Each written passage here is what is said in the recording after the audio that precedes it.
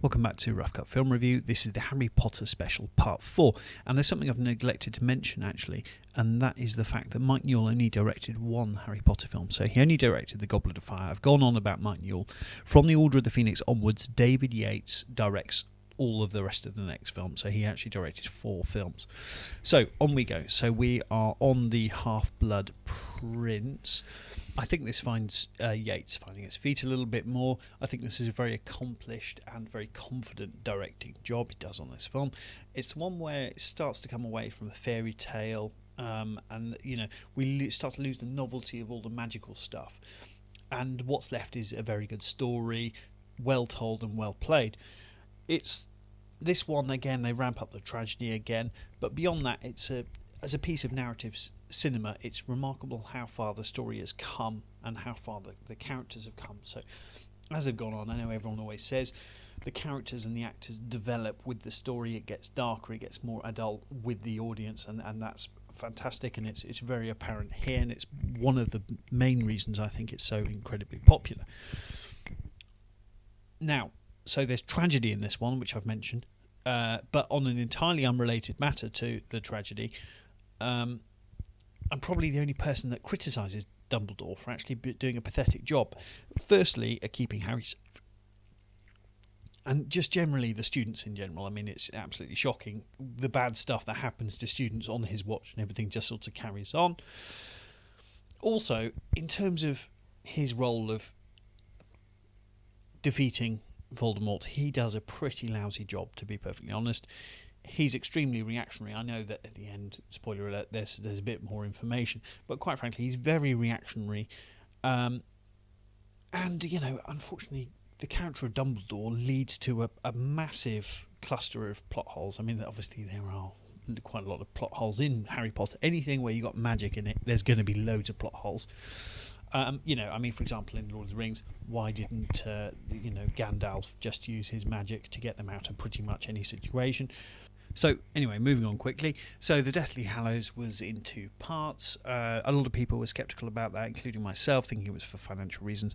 Actually, I think the whole thing benefits from being in 2 parts, even though both films arguably have got their problems. I enjoyed both of them very much. The Deathly Hallows Part 1 starts, we get the first scene is a speech from Bill Nighy, an actor I very much like. That made me very happy. I also think I saw a Death Eater played by Paddy Constantine, and just the thought of that made me even more happy. So I was, happy stuff. Early on, we see a python approaching the screen, and I remembered that this was retrofitted, or I believe the technical term is dimensionalized into 3D. I think that was very much tacked on there. I mean, it was. I think I saw this in 2D in the cinema, but apparently the 3D print was as naff as post-production 3D ever is, or dimensionalization as they call it. The first thing to broach here is really I am happy with the fact that it was split into 2 parts. I'm sure it did double the box office, but that's just one of those things. The first part, there is an awful lot of teenage angst and camping in the wild, but I don't mind that at all. I thought it was actually the fact that I think it gets away with it by the strength of the acting. What's really interesting actually is that at this point, all the cool stuff that is much loved, so the magical, mystical stuff, all sort of gets chucked out really. Hogwarts is gone, the fun stuff is gone, the main characters, the main 3 are sort of thrown out into the wilds. It relies very much on, good direction, good acting, very strong narrative, and a director who can keep a handle on all of this.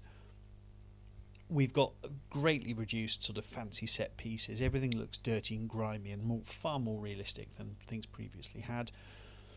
And it would have been fairly easy for this to sink, to really sag.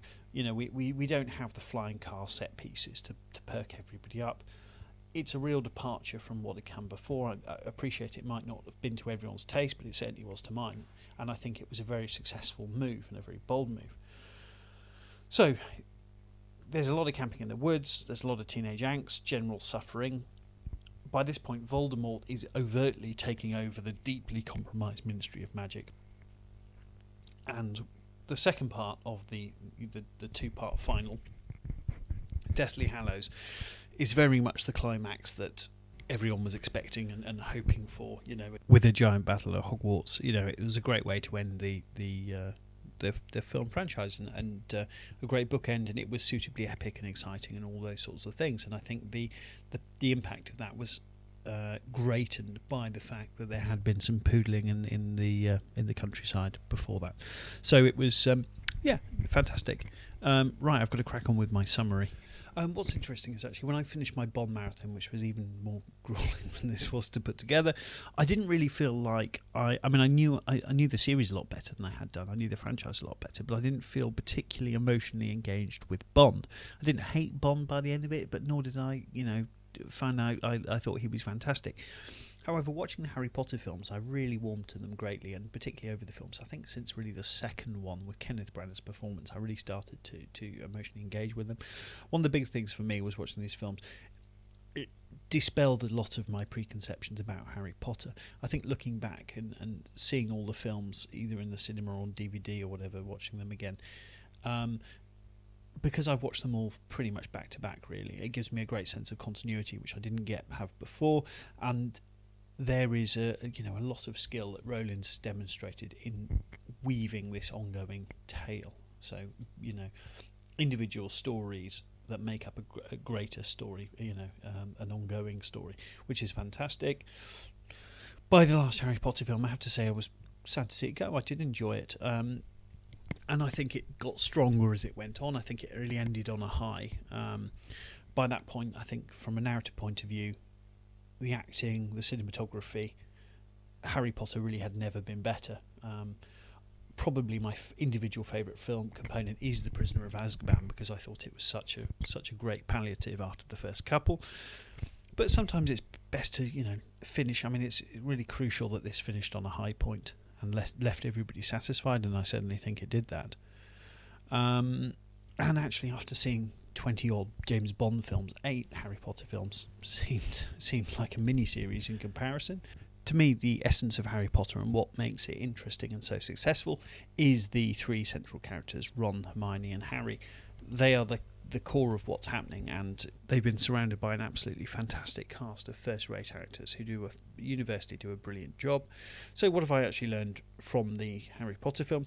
Well, firstly, I actually have a lot of respect for Harry Potter fans. I can see what it is that they like so much. I can see why it's so popular. It's tempting to be quite sneery of something like this, but it's heartwarming stuff, and it is absolutely not deserving of heavy criticism. It makes mistakes, as does everything else. So, all in all, a really interesting story, well told, and I think there's some interesting stuff in there. So, anyway, thanks very much. I hope you've enjoyed my Harry Potter special. Kind regards, Christopher Thomas.